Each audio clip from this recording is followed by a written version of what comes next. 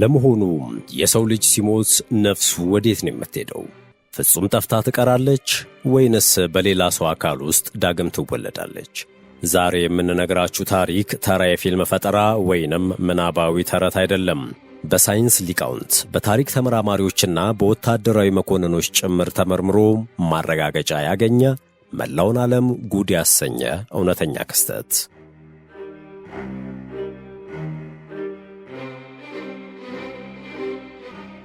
ይህ ታሪክ የሚጀምረው አሜሪካ ሉዚያና ውስጥ ነው። ጄምስ ላይኒንገር የተባለ ተአምረኛ ልጅ የሁለት ዓለም ሕይወት እየኖረ መሰቃየት የጀመረው ገና በጨቅላ ዕድሜው የሁለት ዓመት ልጅ ሆኖ ነበር። ቀን ቀን የእናቱን እንክብካቤ ሲያጣጥም ይውላል። ማታ ላይ ወደ አልጋ ከሄደና ጥቂት የእንቅልፍ ሰዓታት ካሳለፈ በኋላ ግን ወደማይወጣው አስጨናቂ ትግል ይገባል። በሕልም ወይም በቅዠት ውስጥ ሆኖ እየጮኸ ከሆነ ከተዘጋበት ግርግም ውስጥ ለመውጣት የመሞከር አይነት እንቅስቃሴን ያደርግ ነበር። አውሮፕላኑ እየነደደ ነው፣ ትንሹ ሰውዬ መውጣት አልቻለም እያለ እየጮኸ ይነቃል። መጀመሪያ ላይ ወላጆቹ የልጆች ተራ ቅዠት መስሏቸው ነበር። ነገር ግን ሕፃኑ ገና በ3 ዓመቱ የሁለተኛው ዓለም ጦርነት የታሪክ ምሁራን እንኳን የማያውቁትን ወታደራዊ ምስጢሮች፣ የአውሮፕላን ስሞችና የሞተበትን ቦታ በዝርዝር መናገር ሲጀምር ግን ነገሩ አስደንጋጭ ሆነ። At the tender age of 2, James began sharing vivid accounts of a past life as a World War II fighter pilot who met a fiery end during the Battle of Iwo Jima. ሰላምና ጤና የምንመኝላችሁ የመሿለኪያ ቤተሰቦች እንዴት አላችሁ? በዓለማችን ላይ እስካሁን ድረስ ሪኢንካርኔሽን ወይንም የነፍስ መሸጋገር ለሚለው ጽንሰ ሐሳብ እጅግ ጠንካራው ማስረጃ ተብሎ የተመዘገበው ታሪክ የቨርጂኒያ ዩኒቨርሲቲ ሳይንቲስቶች ሳይቀሩ ምላሽ ያጡለት፣ የታሪክ ምሁራን ደግሞ ግራ ተጋብተው የቀሩበት የጄምስ ላይኒንገር ታሪክ ነው። ከሞት በኋላ ያለው ምንድን ነው የሚለው ክርክር ብዙ ያስባለ ቢሆንም አንድ የ2 ዓመት ሕፃን ካልኖረበት የሁለተኛው ዓለም ጦርነት ታሪክ ጋር በየሌሊቱ ሲጋፈጥ ግን ነገሩ ምናባዊ ተረት ወይንስ አስደንጋጭ እውነት የሚል ጥያቄ ማስነሳቱ አይቀርም።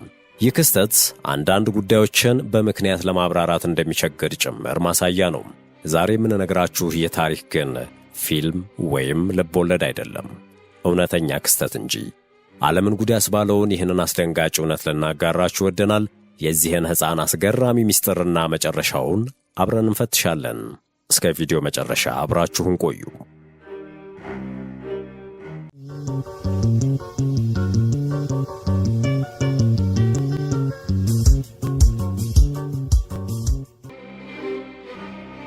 የጄምስ አባት ብሩስ ላይኒንገር ይባላል። በነዳጅ ኩባንያ ውስጥ የሰው ኃይል ማኔጀር ነው። እናቱ አንድሪያ ደግሞ የቀድሞ ዳንሰኛ ናት። ሁለቱም ጠንካራ ክርስቲያኖች ናቸው።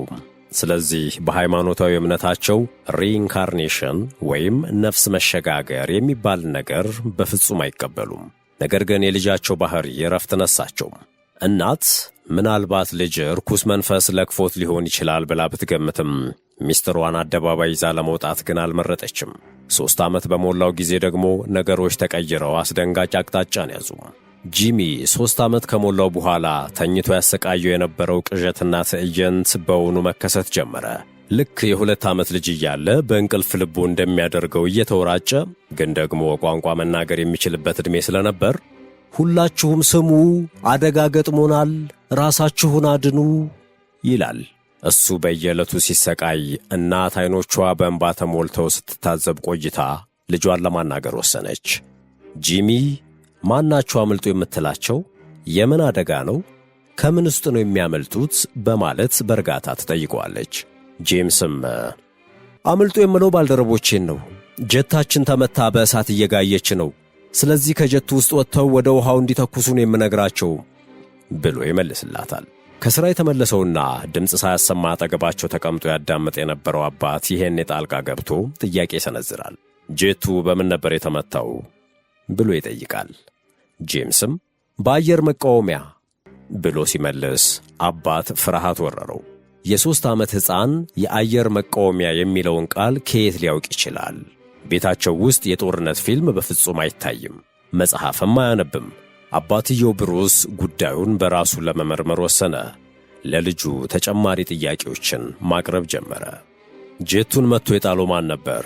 መቼስ ነው ይሄ ሆነው ብሎ ከጠየቀ በኋላ እያመነታ ፓይለቱስ ማን ነበር የሚለውን አከለ። ጄምስም ፍጹም በተረጋጋ መንፈስ ጄቱን የመቱት ጃፓኖች ናቸው፣ በ1945 በጃፓን ድንበር ግዳጅ ላይ በነበርንበት ጊዜ ነው፣ ፓይለቱን የነበርኩኝ ብሎ በረጅሙ ተነፈሰ። በድንጋጤ ደርቆ የቀረው አባት መናገር ሳይችል ሲቀር የሰማችውን የተጠራጠረችው እናት የፓይለቱ ስም ማን ነበር ብላ ጠየቀች። ጂምላ ነው ሲል መለሰ። ወላጆቹ ልጃቸውን እያቆላመጡ ጂሚ ብለው ነው የሚጠሩት። ስለዚህ ልጃቸው የተናገረው የራሱን ስም የመሰላት እናት ቢያንስ ጨርሶ አለየለትም የሚል ጊዜያዊ እፎይታ አገኘች። ነገር ግን ከቀናት በኋላ ወላጆቹን ክው ያደረገ ሌላ መረጃ ሰጣቸው። የባህል የሃይማኖትም ሆነ የሞራል እሴቶቻቸውን የፈተነው የመከራው ጉዞ ገና መጀመሩ ነበር።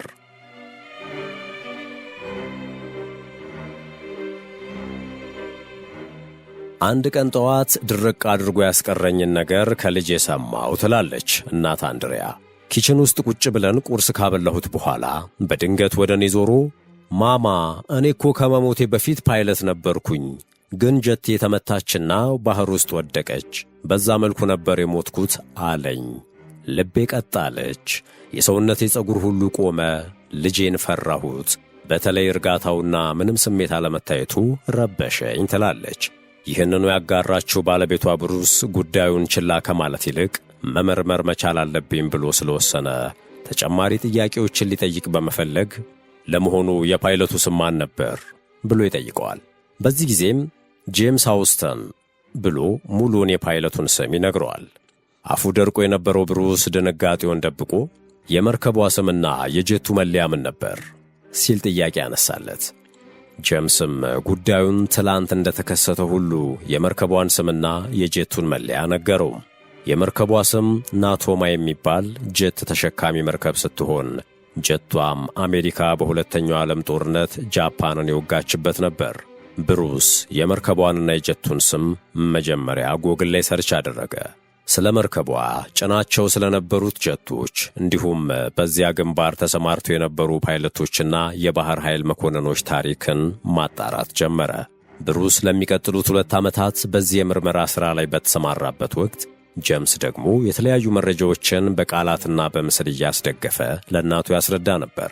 አንድሪያ አሁንም ቢሆን ጄምስን እርኩስ መንፈስ ተጠግቶታል ብላ ብታስብም ወደ ሃይማኖት አባትም ሆነ ወደ ሳይካትሪስት ልትወስደውና ሌላ የሥነ አእምሮ ጫና ልታመጣበት አልፈለገችም። ውድ የመሿለኪያ ቤተሰቦች ይህን ዘገባ እዚህ ድረስ ከተከታተላችሁት ቻናሉ የበለጠ እንዲያድግ አንድ ጊዜ ሰብስክራይብ እንድታደርጉ አስታውሰን ተረካችንን እንቀጥል። በእርግጥም በሁለተኛው ዓለም ጦርነት ወቅት ዩኤስኤስ ናቶማ ቤይ የተባለች በፓስፊክ ውቅያኖስ ላይ የተሰማራች የአሜሪካ የጦር አውሮፕላን ተሸካሚ መርከብ ነበረች። መርከቧ በ1945 በጃፓን እጅግ አስፈሪ በነበረው የኢዎጂማ ጦርነት ላይ ተሳትፋለች። አባትየው ብሩስ አሁንም ማመን አልቻለም። ይህ በአጋጣሚ የመጣ ነገር ነው በማለት ፍለጋውን ቀጠለ።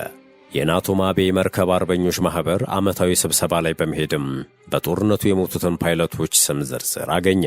በዚያ መርከብ ላይ ተመድበው በጃፓኖች ተመተው ከሞቱት ፓይለቶች መካከል አንዱ ብቻ ጄምስ የሚል ስም ነበረው። እርሱም ጄምስ ሂውስተን ጁኒየር ይባላል። ጄምስ ሂውስተን ጁኒየር የ21 ዓመት ወጣት የነበረ ሲሆን መጋቢት 3 ቀን 1945 በጃፓን አየር ላይ አውሮፕላኑ ተመቶ ባህር ውስጥ በመስመጥ ሕይወቱ አልፏል። ሕፃኑ ጄምስ የተናገረው እያንዳንዱ ዝርዝር ታሪክ የሞተበት ቀን፣ የአውሮፕላኑ አይነትና ቦታ ከሟቹ ፓይለት ታሪክ ጋር 100% ገጠመ። ይባስ ብሎም ሕፃኑ ጄምስ ገና መጻፍ ሳይለምድ ጄምስ 3 ብሎ ይፈርም ነበር። አባቱ ለምን ጄምስ 3 ብለህ ትፈርማለህ አለው። እኔ 3ኛው ጄምስ ነኝ ሲል መለሰለት። ብሩስ ታሪኩን ሲያጣራ የሟቹ ፓይለት አባት ስም ጄምስ ነበር። የሟቹ ስም ጄምስ ጁኒየር ወይም ጄምስ 2ኛ ነበር። ስለዚህ ሕፃኑ ራሱን እንደ 3ኛው ጄምስ እየቆጠረ ነበር።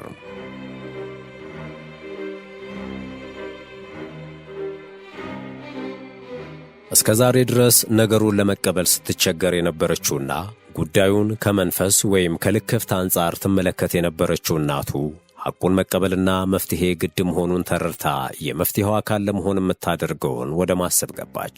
ጉዳዩን ከስሩ ሊመረምር ወጥቶ የተነሳው ነገር ግን የትና ምን እንደሚፈልግ የማያውቀው አባትየው ብሩስ መጀመሪያ ያቀናው ወደ ሁለተኛው ዓለም ጦርነት አርበኞች ማዕከል ነው። ከተጠቀሰችው መርከብ ጋር በ1945 ግዳጅ ላይ ስለነበሩና በጀት አብራሪነት ተሰማርተው ስለነበሩት እንዲሁም ከተባሉ አደጋ የተረፉ መኖራቸውን ለማወቅ ፍለጋውን ቀጠለ። ብሩስ በፍለጋው የአውሮፕላን ተሸካሚዋን መርከብ ሙሉ መለያ ማግኘት ቢችልም በመርከቧ ላይ ስለነበረው የጄት ስምሪትና ግዳጁ ላይ ስለነበሩ መኮንኖች ትክክለኛ መረጃ ለማግኘት ተቸግሮ ነበር። እናም በአጋጣሚ አንዳች ፍንጭ ቢገኝ በማለት አድራሻ ትቶ ነበር ወደ ቤት የሚመለሰው። ብሩስ ወደ ቤት በተመለሰ ቁጥር ጄምስ እንደተለመደው ምስሎችን መሳሉንና ልክ ልምምድ ላይ እንዳለ ፓይለት ወደ ኮክፒኑ እየገባም ተዋጊ ጀቱ በእሳት ነዷል፣ ትንሹ ሰውዬ መውጣት አልቻለም ብሎ እየጮኸ ዘሎ መውጣቱን እንደቀጠለ ቢሆንም የሚስላቸው ምስሎች እየረቀቁና የበለጠ የተሟሉ መሆናቸው ጭንቀትን ፈጥሯል። የሚያደርገው ነገር ጨንቆት በነበረበት ወቅት አባት ስልክ ይደወልለትና የሁለተኛው ዓለም ጦርነት አርበኞች የሚገናኙበት ዓመታዊ ዝግጅት ላይ እንዲገኝ ይጋበዛል። በዝግጅቱ ላይ ካገኛቸው ሰዎች እንደተረዳውም በወቅቱ የሙከራ በረራ ካደረጉ ጀቶች ውስጥ ጄምስ አውስተን የሚባል አንድ ሰው ብቻ እንደነበርና ጀቱ ተተኩሶ ከጓደኛው ጋር እንደሞተ፣ ነገር ግን በጊዜው ጄምስ ዋልተር የተባለ መኮንን በሕይወት ተርፎ እንደነበር፣ አሁን ላይ ግን የትና በምን ሁኔታ ላይ እንደሚገኝ ማንም እንደማያውቅ ይነግሩታል። በተጨማሪም ብሩስ የሟቹን ፓይለት ታላቅ እህት አና ሂውስተንን አገኛቸው። አና በወቅቱ በዕድሜ የገፉ አዛውንት ነበሩ። አዛውንቷ መጀመሪያ ላይ ቢያቅማሙም ሕፃኑ ጄምስና አና ብቻ የሚያውቁትን የልጅነት ምስጢራቸውን፣ ለምሳሌ እናታቸው ሰጥታቸው የነበረውን አንድ የተለየ ስዕል ሳይቀር ሲናገር አና ደንግጠውና በእንባ ተሞልተው ነበረ ይህ በርግጥም የኔ ወንድም ጄምስ ነው ያሉት። ከዚህ በኋላ ነበረ ቤተሰቦቹ የልጃቸውን አእምሮ ተቆጣጥሮ የሚያሰቃየውን መንፈስ ለአንዴና ለመጨረሻ ጊዜ እንዲሰናበትና እርሙን እንዲያወጣ ወስነው አደጋው ወደ ተከሰተበት የጃፓን ባሕረ ዳርቻ ያቀኑት።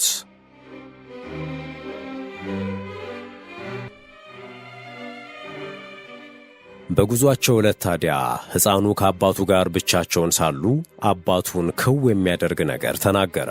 እጁን ይዞ መጀመሪያም መልካም ቤተሰብ እንደምትሆኑኝ ያውቅ ነበር በማለት ሁለቱ በሐዋይ አንድ ሆቴል ውስጥ ለመጸነስ ተስማምተው ባመሹበት ምሽት እንደመረጣቸው ተናገረ። ብሩስ በዚህ ንግግር ጄምስ የሌላ ሰው ትውስታ እንደሚያሰቃየው ይበልጥ እርግጠኛ ሆነ። እንዳቀዱትም አደጋው በተከሰተባት የጃፓን ባሕር ዳርቻ ደረሱም። ያረጀችው መርከብም ሆነች የጀት ስብርባሪዎቹ ከቦታው አልተነሱም። የቀደሙ ትውስታዎች ሁሉ ተመልሰው ወደ ጄምስ መጡ። እናትየውም ጠጋ ብላ ጄምስ አሁን ሁሉንም ተሰናበታቸው፣ አንተም የራስህ ሕይወት አለህ ብላ አበባ ቀበለችው። ጄምስም ወደ ባሕሩ ዳርቻ ቀርቦ የሟች ጓደኞቹን ስም እየጠራ ለ20 ደቂቃ እያለቀሰ ጓደኞቹንም ራሱንም ተሰናበተ። የሚገርመው ነገር ከዚህ ስንብት በኋላ ሕፃኑን ለዓመታት ሲያሰቃዩት የነበሩት አስፈሪ ቅዠቶች በአንድ ሌሊት ጠፉ። ጄምስ አሁን ላይ ዕድሜው 30ዎች ውስጥ የሚገኝ ጎልማሳ ነው። የራሱን ሰላማዊ ሕይወትም እየመራ ይገኛል።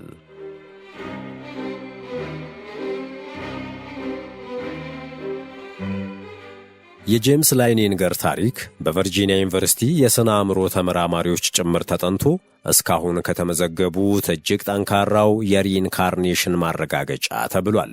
ታዲያ እናንተስ ምን ትላላችሁ?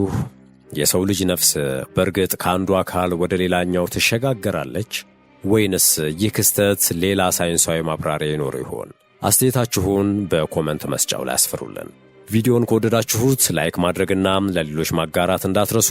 ለቻናላችን አዲስ ከሆናችሁ ደግሞ ሰብስክራይብ በማድረግ አዳዲስ ተረኮችን ማግኘት እንደምትችሉ በማስታወስ ተሰናበትን። ሰናይ ጊዜ በያላችሁበት።